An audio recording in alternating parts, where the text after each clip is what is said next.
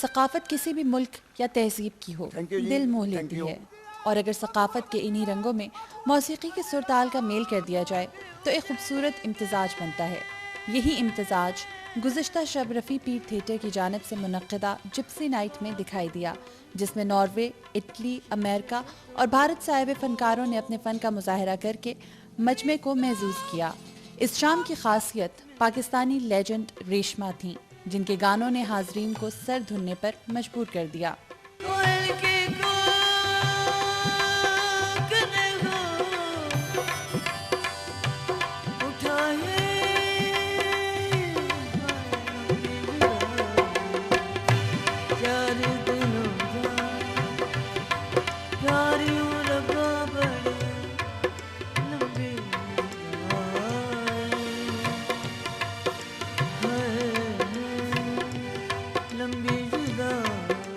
اللہ تعالیٰ ان کو سلامت رکھے۔ میری عوام نے میری بڑی عزت کی، تا قیامت تک انہوں نے میری عزت کرتے رہیں گے، اور میں ان کو دعائیں دیتی رہوں گی کہ یہ میرے بہن بھائیوں کی طرح پاکستان کی بدولت ہر ملک نے میری عزت کری۔